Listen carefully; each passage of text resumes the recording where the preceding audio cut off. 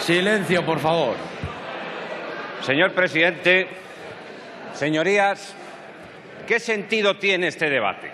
¿Cuál es la razón política que les ha llevado a 25 días de que se cumpla el plazo para que se convoquen de nuevo elecciones si siguen bloqueando la situación, a intentar convertir el mes de abril en un mes de conflicto institucional cuando nuestra principal tarea, yo diría casi la exclusiva, debería ser intentar investir un nuevo gobierno? ¿Qué sentido tiene que el Parlamento de la 11ª legislatura pretenda controlar políticamente al Gobierno de la 10ª legislatura, a un Gobierno que ha cesado y que precisamente por estar en funciones no puede hacer política?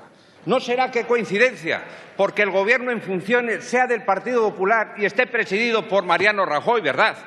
Pues si esa no es la razón, entonces ¿por qué se pretende ejercer un control más allá de lo permitido por la ley, en contra de todos los precedentes jurídicos y parlamentarios y con el único objetivo de hacer oposición y de gastar el Gobierno intentando convertir esta Cámara en un escenario de precampaña? ¿Por qué, señorías? Porque esa es la verdadera intención que subyace en esa iniciativa. Y antes de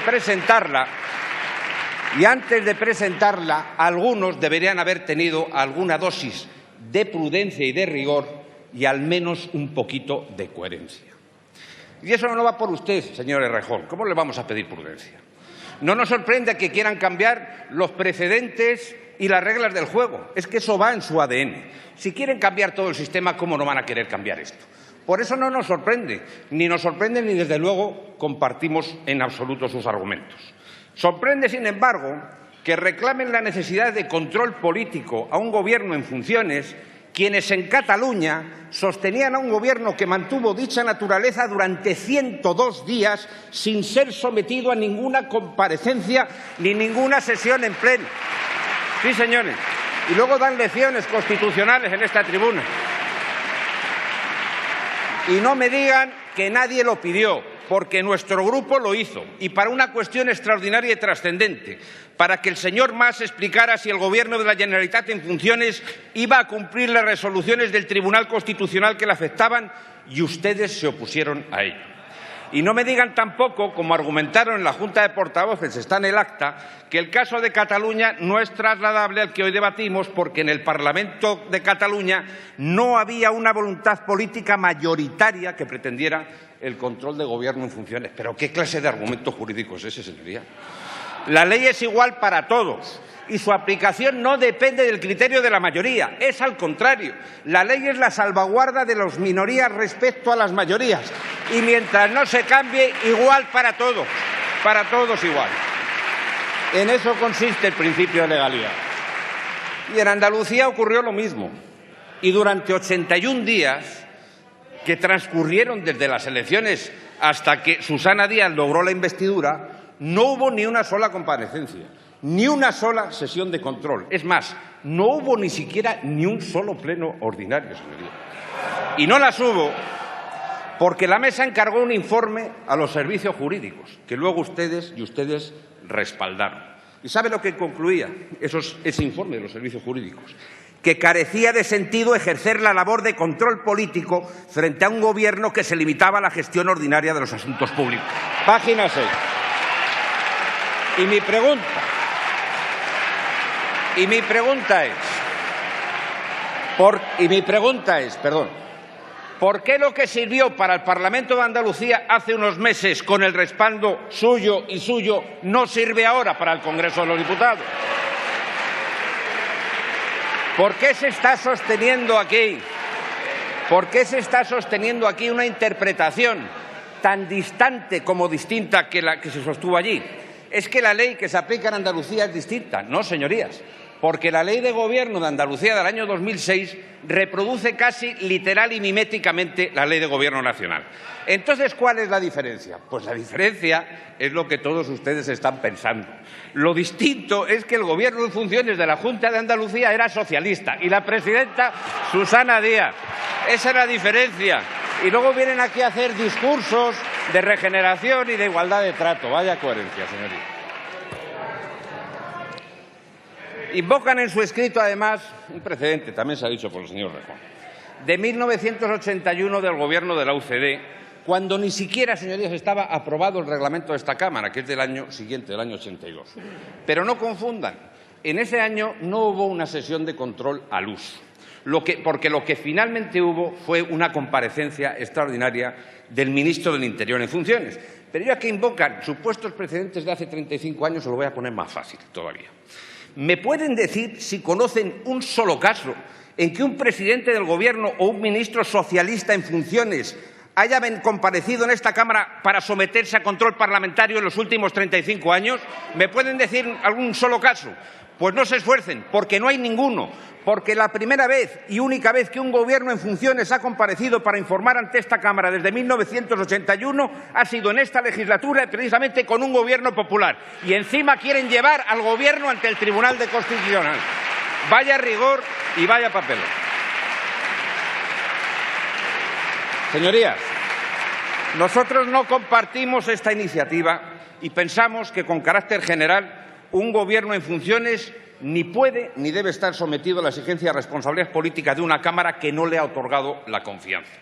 Y esto es así porque el Gobierno en funciones deriva el principio institucional de la prorrogatio, de evitar la continuidad, de evitar un vacío de poder y mantener la vida del Estado. Y así se estableció en el artículo 101 de nuestra Constitución. Ahora bien, el instituto de la prorrogatio no pretende que el Gobierno pueda seguir actuando como si no hubiese cesado. Muy al contrario, precisamente por estar en funciones y tal y como establece el artículo 21 de la Ley del Gobierno, que es el que habla del Gobierno en funciones y no el 26 que ustedes invocan continuamente, tiene unas facultades limitadas al despacho ordinario de los asuntos públicos, no pudiendo desarrollar ninguna política de carácter innovador. ¿Y saben por qué? Porque la ausencia de confianza parlamentaria le priva del requisito indispensable para poder realizar esas políticas innovadoras. Y si las actividades de mera gestión carecen de relevancia política, si el Gobierno en funciones no puede hacer política, entonces, señorías, ¿qué pretendemos controlar? Si el Gobierno se está extralimitando en sus funciones, ¿qué queremos? Que estas Cortes realicen una función arbitral que el ordenamiento jurídico reserva en exclusiva al Poder Judicial, porque si eso es lo que queremos, los que al final nos estaríamos extralimitando en nuestras funciones seríamos nosotros. Por eso no se sostiene esa afirmación de que el Gobierno está incontrolado, porque no lo está. Lo que está es muy limitado, porque está en funciones, pero siempre sometido al control jurisdiccional, señorías.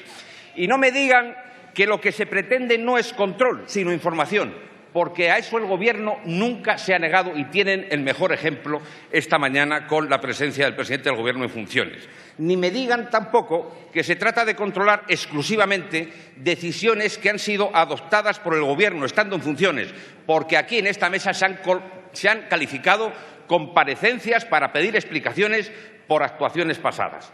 Es lo mismo que esa nueva teoría de que la exigencia de control al Gobierno no se basa en la previa relación de confianza y que, por tanto, el único que ahora está limitado es el Gobierno, pero no así esta Cámara, porque nace de la soberanía popular.